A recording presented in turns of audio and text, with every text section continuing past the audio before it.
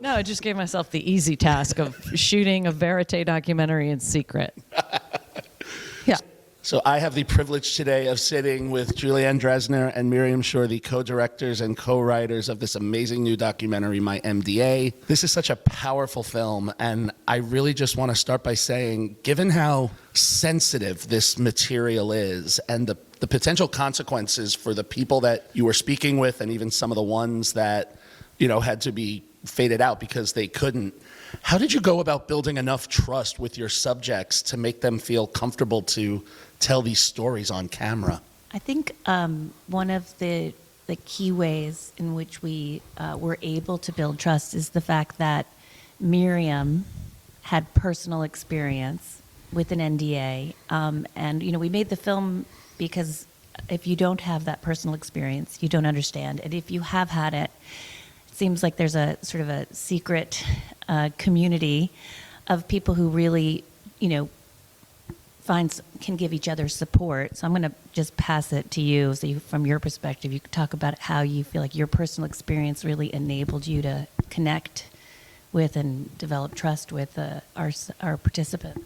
Yeah, you know, my experience with I mean, I've signed so many NDAs. I'm in showbiz, and this is now par for the course. But a lot of those are just protecting the intellectual property. I mean, I did a Marvel film. I signed one every day. I remember. Yeah, but that was very clear that it was simply about intellectual property, and in fact said it on the document, intellectual property in bold, which I think is a really good way to make it clear that that's all we're trying to protect. But then I had the occasion to sign one that was more about covering up behavior, nothing as harrowing as what the people in our film go through. But what was the most sort of clarifying and outrageous moment was how normalized and standardized and mundane the signing away of your right to talk about your own life had become. And when I experienced that, I thought, surely that can't be the case. And it made me want to investigate. And I did, and it was outrageous because it is the case. And the more I learned, the more I knew that people needed to understand what's going on here. If it's going to become standardized, which I don't think it should, but if it's going to, we need to understand it and we have to talk about it. And of course, the first rule of NDAs is you can't. So anyway, I think that experience did give me the sort of emotional experience of being silenced that our participants go through. But also we had a special agreement with our participants, a special release that said if at any point they decided they didn't want to break their NDA, they didn't want to speak out, or any of the information that was divulged during filming couldn't be because they decided to not speak out after all, we wouldn't use any of that footage. And that trust was there too. So, which is a hard way to make a film, but the only way to make this film. And watching it, there's so much involved. There's talking head interviews, there's the archival material, there's film clips that have been relevant to this, news clips, Zoom conversations, legislative footage from, the different hearings, and so much more. So when you first began to assemble all of this with your third partner, with Jennifer Finneran, how did you figure out what the documentary's central spine was going to be? Well, Jen Finneran is also a writer, as editors are. And she was super important in us putting together this puzzle. I think it was clear to us that the person, Ashley, the young woman, Ashley Costiel, who's in the film, is the sort of spine because her journey is really unbelievable and continues to unfold as it's threaded through the film. But that really was the challenge, wasn't it? Putting them all together. For sure, it was a complicated, challenging edit, but we did really start with the verite footage of our three main participants, and then went from there. That was the beginning, and that really is the heart of the film. And Miriam, for you specifically, so this is your first feature film as a writer-director. Yeah. So no, I just gave myself the easy task of shooting a verite documentary in secret. Yeah. So I'm curious, so what did making a documentary like this teach you about directing that you maybe wouldn't have learned doing a scripted project? everything. I mean, first of all, everything is conveying the story as clearly as possible. I think that's always true. It doesn't matter what you're telling, if it's theater or narrative film or documentary film or dance or anything. You're to make sure that the story you're telling is clear, and that was really important to us. And then emotional, right? And so I think telling a story is telling a story. It's just you're using different tools, different paintbrushes, different media, right? This was mixed media, I guess you would say. But the challenge of it, the perseverance you need, the collaboration, that's true of all all film. So that always remained the same. But it was a giant learning curve for me. But having someone as a partner who really understood verite filmmaking and was committed to it was so helpful. I mean, everyone should do their first documentary with Julie. No, I mean, it really was, and it was so eye-opening every day working on it, and incredibly challenging. And I think you only learn when you're challenged. So I learned so much. And I'll take it with me even as an actor, just as a storyteller, an incredible amount. I think when you put together the most difficult puzzle you've ever put together, it teaches you something. And how did the two of you come together to start working on this piece? Where did the relationship stem from? Yeah, well, we were talking before about how there's sort of like a secret society of people who understand, and we have a mutual friend who also had been doubly sort of traumatized by the NDA she had to sign after something bad happened in her workplace. And she connected us when Miriam said she wanted to make a documentary, and that's how we met. We were sitting in Tompkins Square Park in the East Village and just talking about it and trying to find our way to how we would make this film together. And and Julie said, no, I can't do it first, because she thought it was going to be sort of a sit-down interview, dry film about contracts, and how do you do that? But I think the more we talked about it, we sort of understood. It was so important to get at the emotional core of it, of the cost of silence on a personal level, and conveying that, then zooming out to the cost to all of us. So I think once we got kind of excited talking about it and understanding, and the people we met as we were going through it helped us kind of figure out the journey and the way we'd get there. And so in watching the documentary, I didn't have the exact timeline, but I assumed it was probably about a 5 to 6 year window. Nailed it. That's exactly it. Excellent. And you were talking, Miriam, a little bit before about that emotional core and that through line, and looking at all of this equipment, starting with the verite footage before building out the narrative. So including with Jennifer, as the three of you were working together, and you were also serving as a cinematographer, Juliane, she was editing, you're all writing. As you were going through the process, was there ever a time where you all saw the material differently or tried to see how it was going to go? And did anything spark that, influence the final? I'm sure it did. Daily. Daily. Like anytime we would watch some edit, it's always sort of trying something and then being like, that's not getting at the truth of what we're trying to say, right? Or that's not quite doing it. So yeah, it was sort of constantly putting a scene here, but then putting it here, but then cutting it down and saying, no, we can't, we have to have this scene. No, wait, this scene needs to go there, yeah, that's the entire process of editing. That's what's so amazing about working with Jen Finneran. I really think she's an incredible editor, an incredible writer. She was such an important voice to have in that part of the process. Wouldn't you agree? 100%. I mean, it was tough, and it was a long process, and there was definitely a lot of wrestling, and you have three people plus the input of many other people, and it's tough, lots of tough choices, lots of arguments, and I think the more arguing, the better the final product.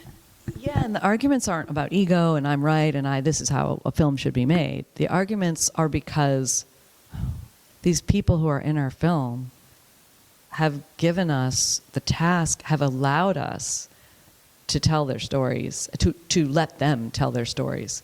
And so the onus is on us to get it right. And I felt that every single day. And I just didn't want to get it wrong for them, And when you started, and it's fascinating with documentaries that are in this vein, where they're about these ongoing journeys, and we know that when the documentary ends, the story doesn't end. And as you were going, when did you realize this was going to take the longer shape form that it did over that course of the years, as you were either following Ashley's story or versus when, I'm curious, like, was it original? I know it changed. Was it originally intended to be like when you check in, or when you're like, we have to keep going and adding on to this before we do that edit and put it out to the world? Like, when did you find that right moment? I know it's a hard one, but that's a hard question. Do you know?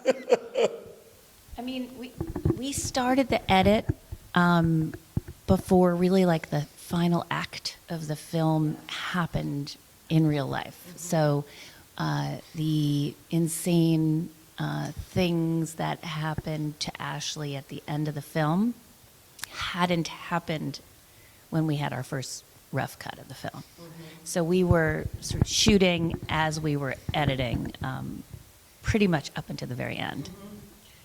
Yeah. I mean, things kept developing, and that's such a positive, because once Ashley's story, once all of their stories got out, wheels turned, and things, and that's the thing about quashing a story, is it doesn't allow for that. And that's the thing about telling a story, is that it perpetuates other truths coming out. And, that was part of the task we set up for ourselves, which was to follow that path of what happens when a story does finally get out. And what happens is it spawns other things. And so we had to keep catching those. But yeah, it was definitely a challenge. But I'm grateful that we were able to capture it. And I want to talk a little bit about the NDA itself, because it's kind of like the fourth invisible character in this film. I'm so glad you caught that. It's very true. And we've all heard that term before, and there's even some professions that have documents you sign that are not specific NDAs, but they're kind of like NDA adjacent, right? So the general public knows, for the most part, what an NDA is. They've heard that, but they don't know all the intricacies, that these are like 10, 20, 30-page documents. So what I'm curious, and one of the things I appreciated about this, this is a piece of paper that has such an enormous power over people's lives. And how did you approach making it something that's so contractual and abstract and personal on screen for people to understand?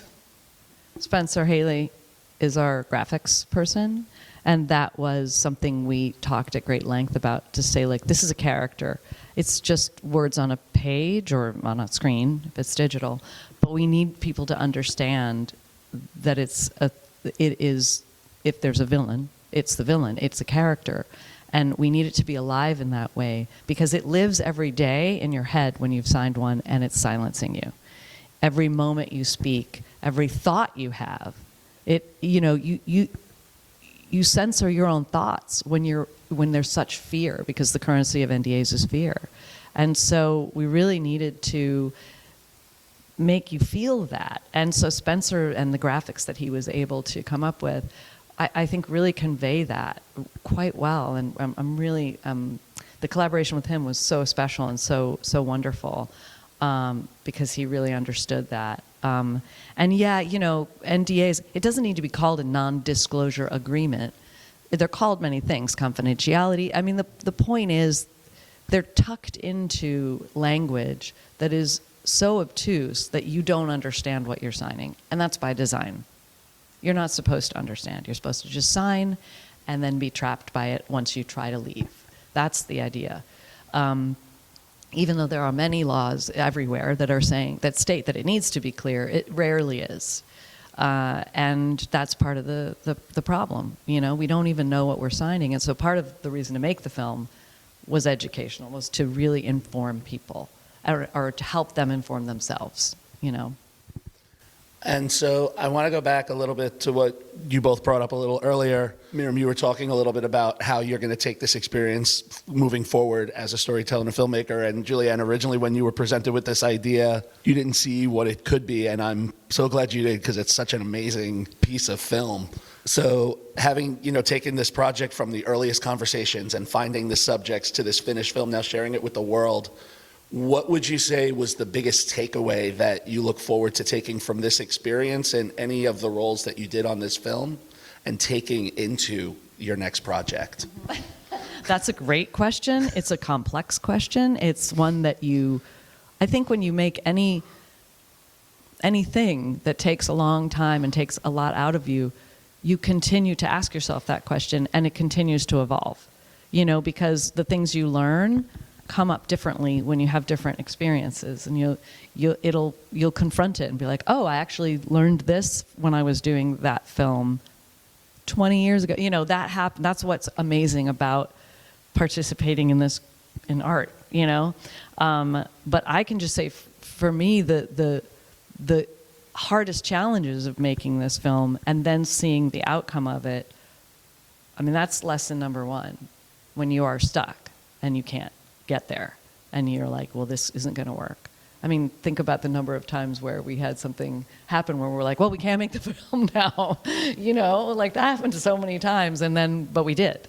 So that is a huge lesson in terms of just perseverance, and that, just keep trying to put the pieces together, keep trying, keep moving, and this, and seeing where the story goes. I think that's a huge lesson. Mm-hmm. Yeah, I would say that because we were making a film about people who had lost control of their own stories and their own voice, we knew we had to give them back that control in this process.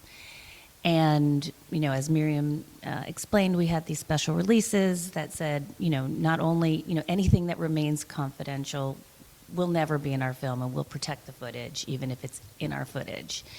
And so we had to show them the footage before we finalized the film. And, not only did that enable us to follow through on that commitment to give them that agency, but it made for a better film, getting their feedback. And so, we are following, journalistic standards, and also enabling the participants to have input into the film. And that is something I'm definitely taking with me into all of my next projects. The other thing that just like less as a filmmaker and more as just a human was it was harrowing to see what these people were going through and to follow them and to be with them as they went through some incredibly traumatic things, and to sit with that and sit with them. And that was tough, day to day, not as tough as it was for them, obviously, but really tough. But ultimately, what is so clear from the film is that one single person and their voice is extraordinarily powerful and can actually really change things. And you want to believe that, and that's a trope, but it feels, especially in these days, impossible. We feel a little bit voiceless and powerless, I think, a lot, or I do anyway, I think a lot of us do. And so really believing that one person's voice can make a difference can be hard, but irrefutable proof is in our film. And so coming face to face with that and having it and knowing it and having made this film, that's a forever piece of information now for me that I have. And that's very powerful. What has the response been, and how has the response been to the film? I can only imagine. It's very emotional.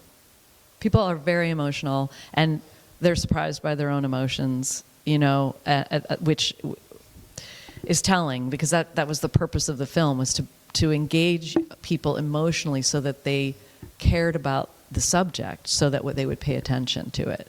And we knew that the emotion had to be at the forefront for that to happen. It can't just be an intellectual endeavor of like, look at this document. It had to be the cost that was clear emotionally to these people, on a personal level. And that is really, it's really affected people. They come up to us and speak with us afterwards, and the stories we hear, and